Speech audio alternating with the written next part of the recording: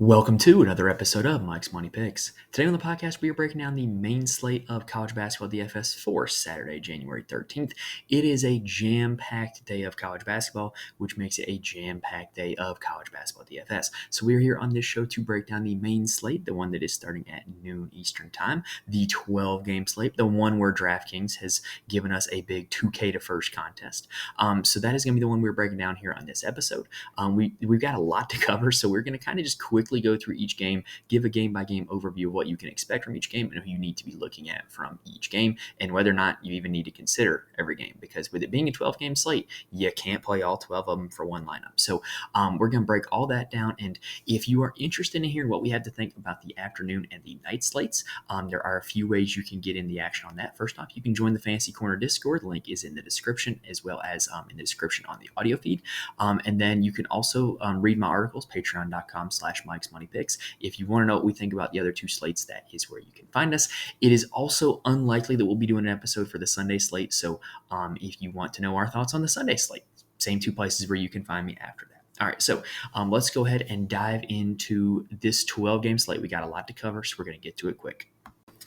All right, so the good news is with this 12-game slate, there's actually not a whole lot of injury news, or if there is, we don't know about it yet. Obviously there could be some stuff that comes out in the morning, stuff that comes out as pre and warm-up start, but there's not a whole lot of injury news we're waiting on, which does make it a little bit easier to make these lineups in advance. Definitely easier to kind of go ahead and plan out where we're going to be going with this. So the first game of the slate is going to be Tennessee at Georgia, which would be a really good matchup in football. And I don't think it's going to be that great of a matchup in basketball. This one is projected to be Tennessee 75-68, according to Ken Palm. And I'm kind of surprised it's not more, if I'm being honest. On the Tennessee side, they're very easy to predict now. Zakai Ziegler is all the way back, and he is back to being his high usage self that he was last season. In back-to-back games, he has 44 and 47 fantasy points. And then Dalton Knecht is kind of the other guy that is seeing usage as well.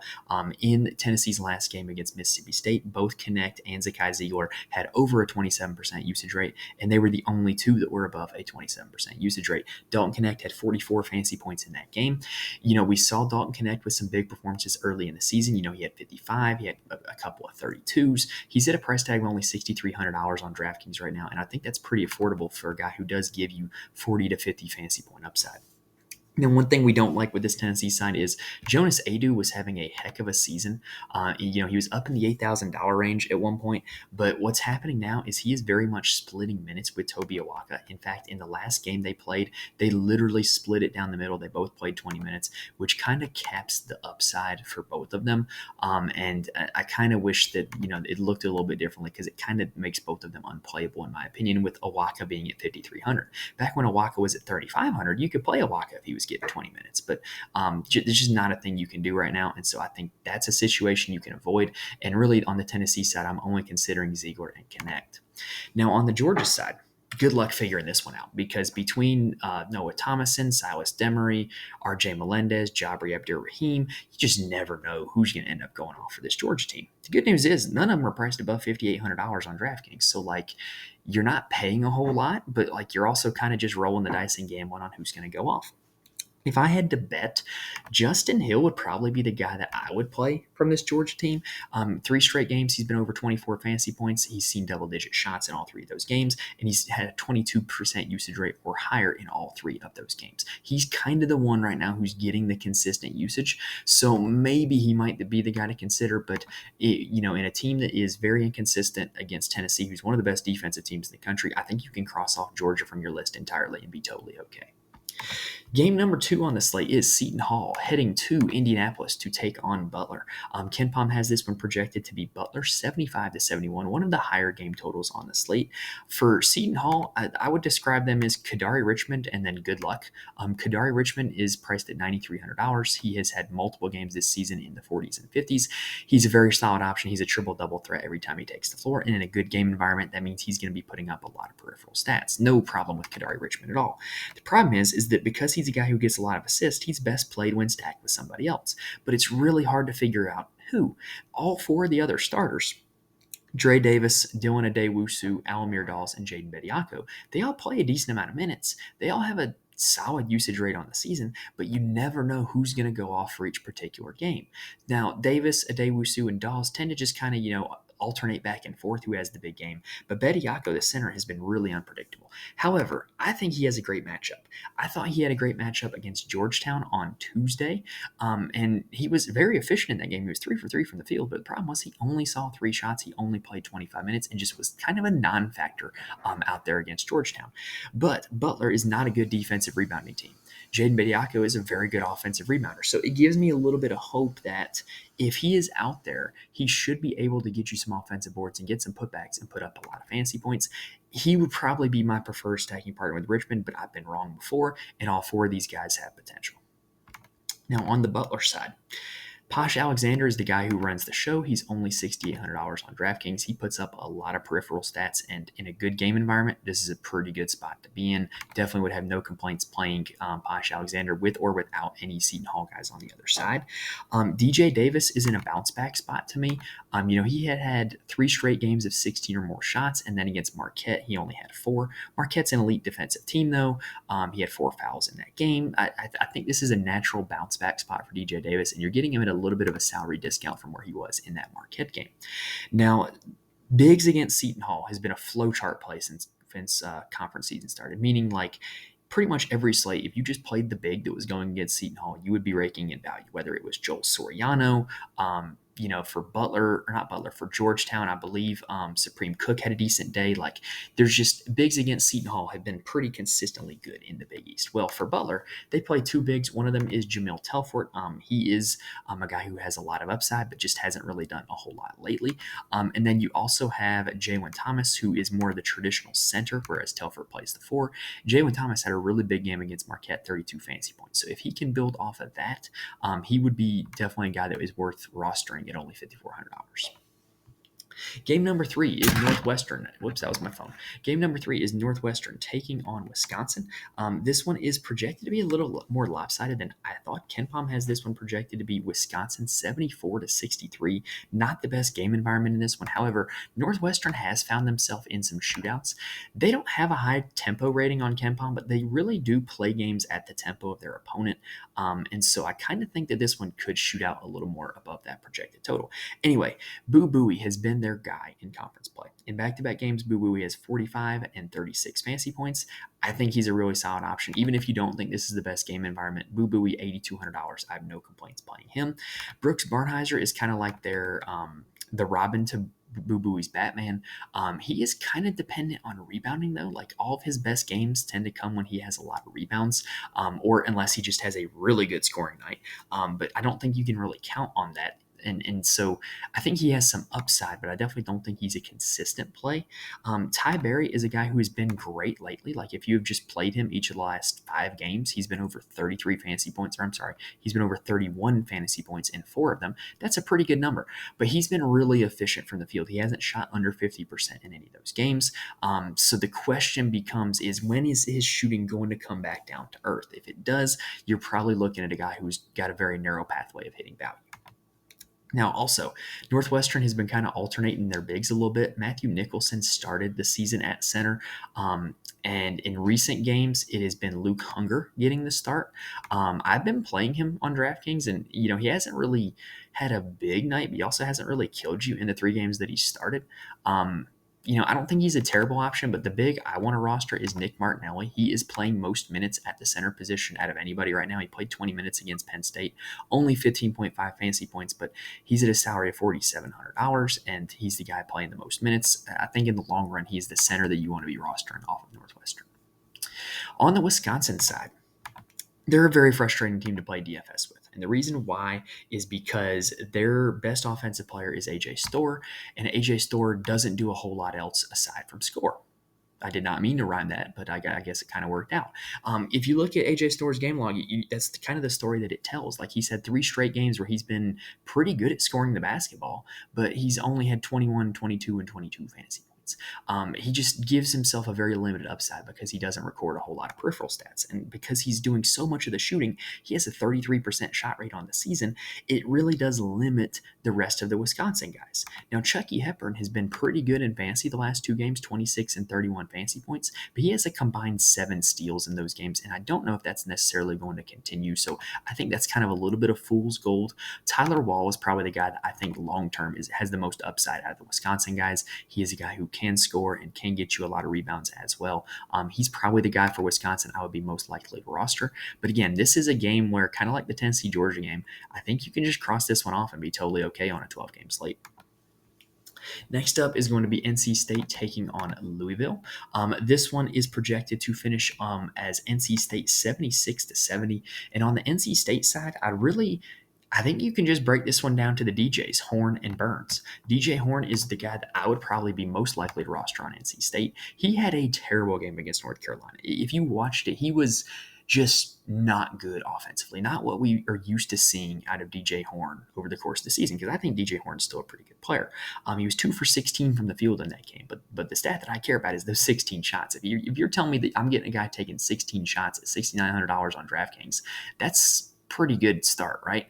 And also in that game, as terrible as he was from the field, like, he still put up 28 fantasy points because of the rebounding and assists that he got. So definitely like DJ Horn, especially considering Louisville is not a good team. Louisville's also a team that plays kind of fast. So this is definitely a good environment for Horn to put up a lot of fantasy points. It's also a good environment for DJ Burns to put up a lot of fantasy points. DJ Burns is an old school back to the basket big. He's really fun to watch if you have never watched him.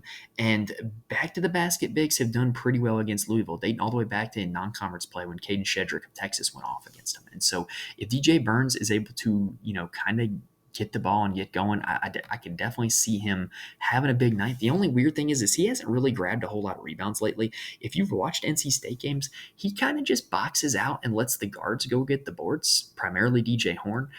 So it kind of hurts his upside a little bit, but I definitely think he could be in for a big scoring and rebounding night against Louisville. Now, on the Louisville side, Trey White is questionable for this game. He has missed the last 2.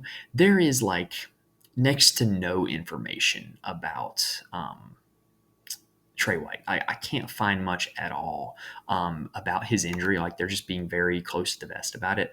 The one thing that they did do is they did start Jovanovic in their last game against Miami, but it didn't last long. He only played 14 minutes. He only put up 2 fantasy points.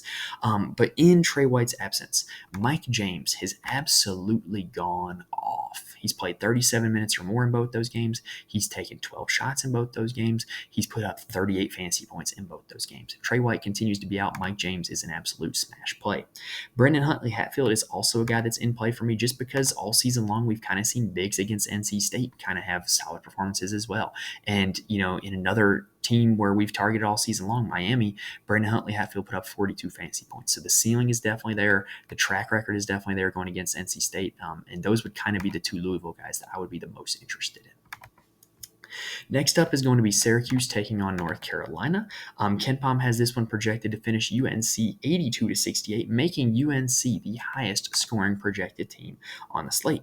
Now, Syracuse is a team that is very much in flux right now. They are changing things all around. They really changed up their starting lineup last game. Judah Mintz, who had been their highest usage player, arguably their best player all season long, was moved to the bench. Quadir Copeland, who was really coming on strong as of late, was moved into the starting lineup.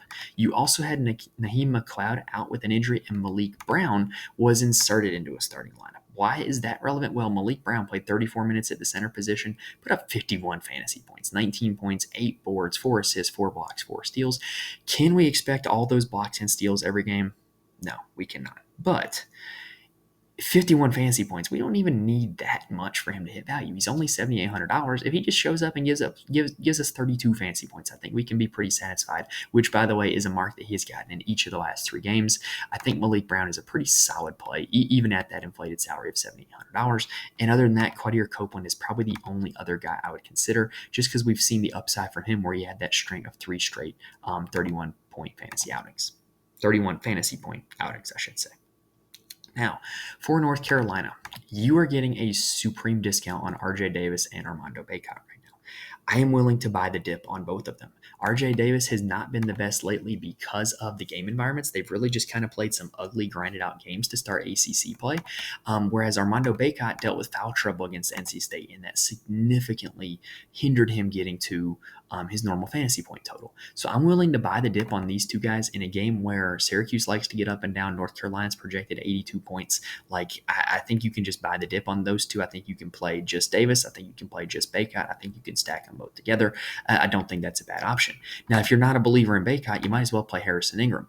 In the game where or against NC State, where Armando Bacot was in foul trouble, Harrison Ingram put up 35 fantasy points, 19 rebounds in that game for Harrison Ingram. So if you're not a believer in Bacot, it does make a lot of sense to play Ingram. Cormac Ryan's also a guy that I'm willing to stack with the Carolina guys. He's kind of like a catch and shoot player on the offensive end, but he's a good defensive player. He'll get you some rebounds and some assists. I don't mind him like kind of as a stacking partner for Davis or Bacot. Now, on to the next game, for the last game for this segment, which is game number 6, where we are moving at a decent pace here. This one is Vanderbilt at Ole Miss. KenPom has this one projected to be Ole Miss 78-66, and Vandy is very much a team that is in flux right now also. The only two things that have been pretty consistent for Vandy are their two guards, Tyron Lawrence and Ezra Manjon. Excuse me. A little bit tired here. It's been a long week. Lawrence and Mannion have really been their only two consistent productive players. I think both of them are in play. I know the 66-point total is not the best. It's not something we want to target, but that's not significantly higher than what Vanderbilt has been scoring lately anyways. And Lawrence and Mannion are the two that are getting all the usage. Now, I was hoping that he would come in at more of a discount than this, but Jason Rivera-Torres has been really good over the last 3 games.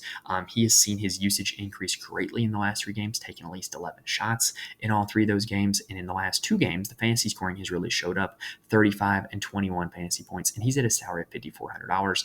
I definitely think he could get to that number. Again, especially considering this is a Vanderbilt team that Jerry Stackhouse seems content to just kind of play it by ear every game, where it's like, oh, okay, this guy's playing well, let me give him more minutes next game, and so with Jason Rivera-Torres continuing to play well, he could be a beneficiary of that coaching strategy.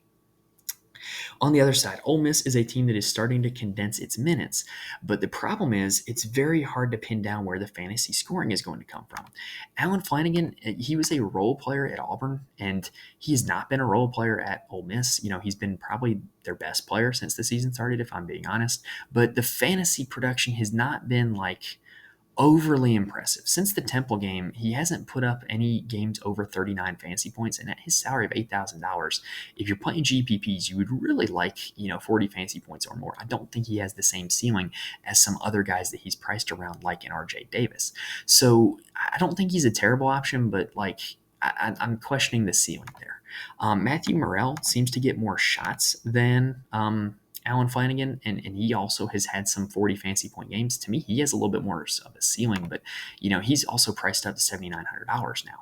Jamin Brakefield had a massive game against Florida, 43 fantasy points, and now the problem is he got priced up as well to $7,600. So you've got guys, along with Jalen Murray, who is their point guard, who had a big assist night against Florida, put up 33 fantasy points. You've got a lot of guys who have been productive players who have solid usage rates, but the problem is that they're all there. Like, they all play for the same team. They're all going to eat into each other's usage, eat into each other's, ability to score fantasy points. And, this is not going to be a game like the Florida game where they're going to score 103 points and they're all going to get there. So I just find it very tough to, pin down and target one of these Ole Miss guys. The one guy I would consider is Musa Cisse. He's a transfer from Oklahoma State who is now starting at center for Ole Miss. The minutes have been inconsistent. The usage has been inconsistent, but when he does get some run, he can give you. Sorry, y'all. I'm yawning a lot today. It's been a long week. My 4-month-old daughter has not slept well this week, so I'm kind of running on fumes here at the end of it. Musa Cisse has shown the ability to hit a ceiling. He had a 26 fantasy point performance 3 games ago. He's definitely a guy I would consider at $4,700.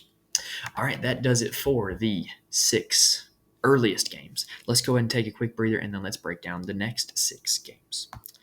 Now, before we get started with these last 6 games, I do want to mention there are a few places where you can get more information from me. First off, you can find me on Twitter, otherwise known as X, at Mike's Money Picks. I'm more than happy to answer any questions that you might have on there, as well as tweet out any updates for the show, whether or not episodes are going to be available on YouTube, audio, whatever.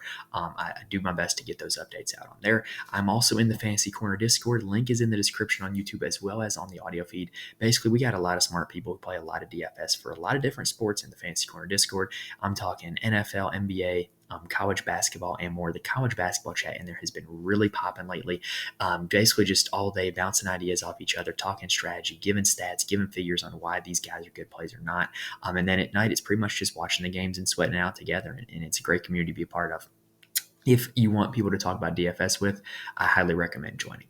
Also, I write a full article for every college basketball slate on my Patreon, patreon.com/Mike'sMoneyPicks, where I profile my core plays as well as my lineup and attack strategy for the slate. There's not a whole lot of people doing this for college basketball. So if you're looking for some help, looking for some ideas, looking for some inspiration, I highly recommend you check those out. And if you want my thoughts on the afternoon and the night slates tomorrow, the Fantasy Corner Discord and the Patreon are where you can get those, because I do not have enough energy left in the tank to record another episode for the afternoon and the night slate. So check those out if you want more from me. All right, now let's go ahead and head to the next game of the day, which is going to be St. John's taking on Creighton. This one is one of the higher scoring games of the day. This one is currently projected to be, according to Ken Palm, 79-71 in favor of Creighton. Now, with St. John's, we have everybody back healthy, and they're kind of getting tough to predict now that everybody is back healthy. The two constants have been Joel Soriano and Danis Jenkins. Soriano is a double-double threat every time he touches the floor. However, Creighton is a tough matchup for bigs with Ryan Kalkbrenner down there. And then Danis Jenkins is their highest usage player. He puts up a lot of stats. I think he's a really solid play. I played him a lot. He's made me some money this year. I really like Danis Jenkins.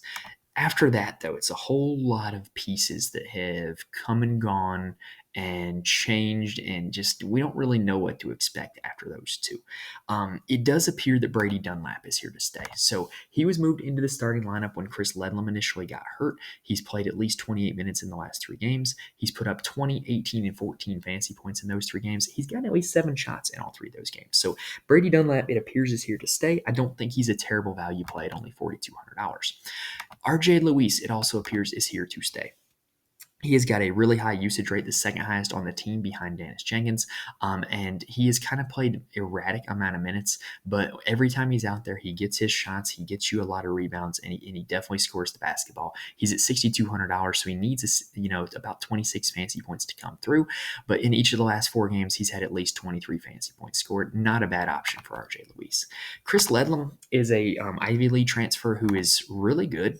He only played 14 minutes against Providence because he is nursing an ankle injury, and I kind of think that if he were full go, he wouldn't be priced only $6,500. So if he is full go, he's a bargain. If he's not full go, stay away. Unfortunately, there's no real way of knowing that. Jordan Dingle and Naheem Aline appear to be kind of on their way out of the rotation, just because of the additions of Luis and Dunlap to it, and Ledlum being back from his injury. Now, on the Creighton side, this is a spot where I've mentioned Creighton all season long. They're very difficult to play guys from because they play their starting 5 very heavy minutes, and all their starting 5 tend to be priced up a lot. Well, now it's kind of separated itself. It's a big 3 and a little 2 for their starting 5, but all 5 of them play a big load of minutes. And I kind of like the idea of playing them in a game like St. John's, where it's a pace-up spot and they're projected to score 79 points. I could kind of get there on these guys more now than just any other game on the schedule, because they're really priced up there. Baylor Shireman's $9,100, but in his last game he had 43 fantasy points, had 42 games before that, so the upside's definitely there. And last year against St. John's, I know it's a totally different team, totally different coaching staff, but he did have 17, 10, and 6 against St. John's last year. So Baylor Shireman will make my player pool this week. Trey Alexander and Ryan Kalkbrenner, also not terrible plays. Again, the fact that it's a pace-up spot for them, to me, makes them more playable than just any regular old Creighton game where they're sitting up here $8,500 and they're very difficult to play. Now, on to the next game. We got Kentucky taking on Texas A&M. This one is projected to be Kentucky 79 to 78 according to KenPom. This is the highest total on the slate. Kentucky ranks 14th in the nation in tempo, so this is a big-time pace-up spot for Texas A&M. On the Kentucky side, Trey Mitchell is now the highest-priced Kentucky Wildcat, and for good reason. He has been great. 2 of his last 4 games, he scored 47 fantasy points, and 3 of his last 4 games, he's taken at least 11 shots. He is now kind of playing his more natural role of the 4 spot as opposed to the 5 spot, which is good for him. He is not a natural, like, back to the basket, shot blocking, rim protecting big. He's kind of more of a modern stretch the floor, switch on defense, kind of one of those type of bigs. So it makes a lot of sense as to why he's producing in that role. And he has kind of just been given that role and plays a ton of minutes in that role. He played 35 minutes against Florida and 40 minutes against Missouri. He's a guy that you definitely got to consider. And I'll be honest, I didn't picture myself ever saying that about Trey Mitchell about 2 years ago when he was at Texas, because he really did not end the season that well with Texas. Now, on to the rest of the Kentucky guys. All of their guards, it's just a mess. They all eat into each other's upside. Like Reed Shepherd has shown us more upside than any other Kentucky guard this year, but he's crazy inconsistent. There's games where he gets like 3 or 4 shots, and you're just not going to hit value if you're taking 4 shots at a salary of $7,400. Rob Dillingham leads everybody on Kentucky in usage, but the problem is he don't lead Kentucky in minutes. He has played 19, 18, 22, and 21 minutes in their last 4 games, and I would love him if he was playing 25 minutes a game, but he's just not. Like, that high usage rate, it caps his ceiling because he isn't out there enough to take full advantage of that usage rate. Antonio Reeves is just focused on scoring. He doesn't do a whole lot else outside of scoring, which again caps his upside. And then you have DJ Wagner, who just kind of is like middle of the road for everything that I just said. Like, he plays a lot of minutes, but he doesn't have that high of a usage rate, doesn't take that many shots, and doesn't do a whole lot else outside of score. So the Kentucky guards are really hard to play, in my opinion. I would probably be focusing my efforts on Trey Mitchell on this Kentucky side. Now, on the Texas A&M side, there's a lot of guys that I like on this side. Wade Taylor IV, his price is down after a kind of a not good performance against Auburn. I'll just call it what it is. He was 2 for 16 from the field, put up 18 fantasy points. I think he's in a great bounce back spot just because of the pace that this game is going to be played at. And we don't often get Wade Taylor at this salary simply because he does have incredible upside. He's had 3 games this season of over 42 fantasy points. He's definitely a guy that you got to consider in this spot. Anderson Garcia has been really strong as of late. It is now 3 out of 4 games where he's been 32 fantasy points or more. And what's most impressive is he has not done it being dependent on scoring the basketball. He's taken 4, 4, and 8 shots in those 3 games. So you're looking at a guy who, in a pace-up spot against Kentucky, where there's going to be a lot of possessions, and his stats have been predicated on getting rebounds, assists, and steals, that kind of plays well into his favor. And so I kind of like the idea of pairing Wade Taylor with Anderson Garcia in this pace-up spot. Or you could pair Anderson Garcia with Tyrese Radford, who has been pretty good as of late as well. He was dealing with an injury at one point, but now he is fully back, and he's had a 25% usage rate in each of the last 3 games. And so for that reason, you got to consider him. 32 fantasy points in that game against Auburn, where they only scored 55 total points. They did not play well against Auburn. So definitely Tyrese Radford is a guy you got to consider. I really do like the idea of stacking Taylor Garcia or Radford Garcia. And in a pace-up spot, you can go with even more than that. Jace Carter and Hayden Hefner are going to be guys that do play a lot of minutes for this team. Hayden Hefner at only $3,900 is a guy that I think will also make my player pool just because he plays a lot of minutes. He generally gets a decent amount of shots. He just hasn't been hitting them lately. And so if he does get a decent amount of shots and hit a few of them in that high minute total that we know he's going to play, he's going to be a decent value at only $3,900. Next up, we have Xavier taking on Providence. This one is projected to go in favor of the Friars. Providence 70 to 67, according to KenPom. For Xavier, they have kind of been a very interesting team all season. They've kind of changed how they've looked a lot all season. But the 2 constants now are Quincy Oliveri and Desmond Claude. Desmond Claude is a guy who has the potential to fill up the stat sheet. Unfortunately, Providence is kind of a difficult team to fill it up against because they don't exactly play with a fast tempo, and they're a pretty good defense. Quincy Oliveri, on the other hand, is a guy who can really score the basketball. In each of his last 3 games, he's been over 30 fantasy points, and he does it in large part because of how much he scores.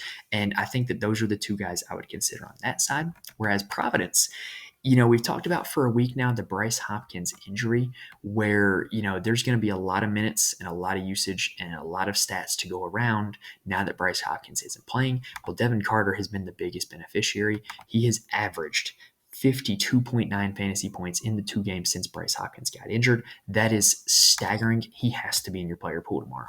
Jaden Pierre has averaged 27.6 fantasy points in those 2 games. Again, that is pretty impressive. He probably should be in your player pool tomorrow.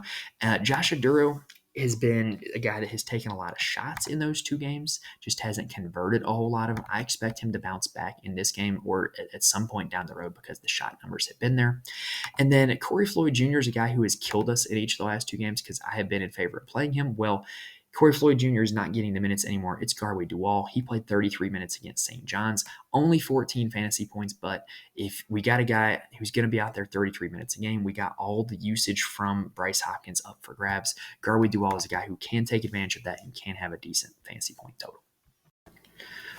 All right, so on to the next game, which is going to be Oklahoma taking on Kansas in Allen Fieldhouse.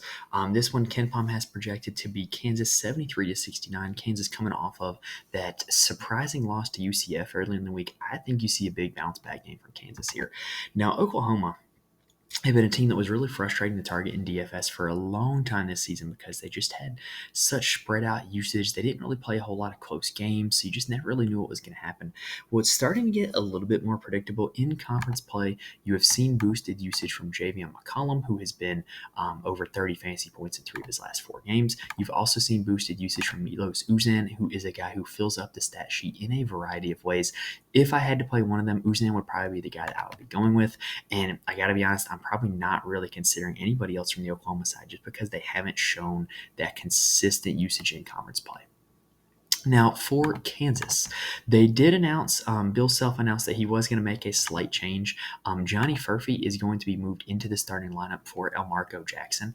And Furphy, believe it or not, was the only guy who hit 4x value against UCF. So I got to feel like if he gets 25 minutes a game, he's probably going to be a pretty solid value at only $4,000. That would be my guess when it comes to Furphy. Jackson, if he's moving to the bench, he might get more usage when he comes onto the floor because his usage rate when he's been out there has been super low. So I think he would be an extremely low-owned play that might have a little bit of upside because I think everybody is just going to see, oh, he's getting moved to the bench, let's not play him. When in actuality, when the minutes he's out there on the floor, he might be getting used a little bit more. And also, the story with Kansas at this point, McCullough, he's been great all season. I think he is in natural position for a bounce back against Oklahoma, as is Hunter Dickinson. I really think this could be a big Hunter Dickinson game just because I don't think Oklahoma has, they've got Godwin and Hughley down low, and I just don't think either of them are going to be able to guard Hunter Dickinson. So I do think that this could be a big Hunter Dickinson game incoming. Next up, we have Virginia taking on Wake Forest. This one is projected to be 68-63 in favor of the Demon Deacons. Now, here's what's crappy about Virginia. They play at the slowest tempo in the country, and so any team that they're going to play, like that, no matter how fun they are, no matter how productive they normally are, it's going to be a slog when they go against Virginia. And that's the case in this one, where Wake Forest has had a starting 5 that is absolutely great. Like, I haven't played so many of these guys all season long, Miller, Salas, Hildreth, Reed, and Carr. But in this game environment against Virginia, it's just a hard sell because there's not going to be a whole lot of possessions. There's not going to be a whole lot of points. Now, on the Virginia side, what we do know is that Reese Beekman is their best player. He is their highest usage player. Isaac McNeely has been playing great recently. His fantasy scoring recently has been really good. They finally priced him up to $5,600, but I still think he's a pretty solid play at his price point. And then Ryan Dunn has been playing the small ball 5 for them. He's listed as a guard on DraftKings, but he's been playing the 5 spot, and that has led to some big performances from him. But I don't know. I think it's going to be tough for him to do that against the Wake front court of Efton Reed and Austin Carr. He's going to be giving up a lot of size down low. And so if I were to play anybody from this game, I might take a shot at McNeely. I might take a shot at Beekman because this is a pace-up spot for Virginia. But on the Wake side, I got to be interested in Reed and Carr because of that size advantage they're going to have down low if Virginia does opt to continue playing Ryan Dunn at the 5 spot. Last game on the slate is going to be San Diego State taking on New Mexico, and this one's pretty straightforward, at least on the San Diego State side it is. KenPom has this one projected to be San Diego State 76-75. Jaden Ledee is the guy who dominates the usage for San Diego State. He's pretty much carried a 30% usage rate all season long. He has shown legitimate 50 to 60 fantasy point upside. Like, he's a guy that I'm definitely considering for my lineups. And in terms of the pay up options at forward, I think I would probably have him up near the top. Him and Armando Bacot would probably be my two favorite pay up options at the forward spot. Now, the rest of the San Diego State, it's kind of a mess. Like, they Parrish, Butler, and Waters play the most minutes. Trammell plays a lot of minutes as well. But the problem is like the usage is inconsistent. Like, one game it's a Parrish game, one game it's a Butler game, one game it's a Trammell game. And so if you want to just try to guess it right, go for it. Or if you're playing multiple lineups and you want to try to mix and match, go for it. But I think you can just avoid it altogether. There's not really been any kind of consistency among any player on San Diego State except for Jaden Ledee. Now, on the New Mexico side, they were dealing with injuries earlier in the month, but now they are back fully healthy. And now that everybody is back fully healthy, this is kind of Jaden House's team. He's had the highest usage rate since everybody's gotten back. He's taken the most shots since everybody's gotten back. And he's a pretty solid player. The only downside is this game environment against San Diego State is not exactly the best. It's not as bad as San Diego State teams of years past, but it's certainly not like going to be a run and gun up and down game. Donovan Dent is a high upside play, but he really had a dud last game against UNLV, only 10 fantasy points in that one. And then Nelly Jr. Joseph and JT Toppin are going to be tasked with trying to guard Jaden Ledee, so they carry immense foul trouble risk, in my opinion, and I probably wouldn't be too keen on playing those guys for that reason. All right, that does it for the full 12-game slate. We got it all broken down for you. I'm tired. I'm exhausted. It is about midnight my time, so I'm going to go ahead and get on out of here. If you made it this far and you like what you're seeing, y'all, like the video, rate and review the audio. I really do appreciate it. It really does help me out a lot. And also, if you like what you saw, go ahead and hit that subscribe button so that way you can be with us for the rest of college basketball season. And remember, if you're ever looking for these videos and there's not a slate like that I've done, like, or if I do an NFL episode, or if I do a golf episode, or if I'm just missing a college basketball slate, make sure you check out the Fantasy Corner Discord. Make sure you check out the Patreon, because I will be able to help you on those two places. On those two places, in those two places, at those two places, I think was the word I should have used. All right, so that does it for this episode, y'all. So best of luck to you on this Saturday. Hope everybody was able to get some information here in this episode that you can use to build some winning lineups. Thank you guys for watching and listening, and I will see you next time.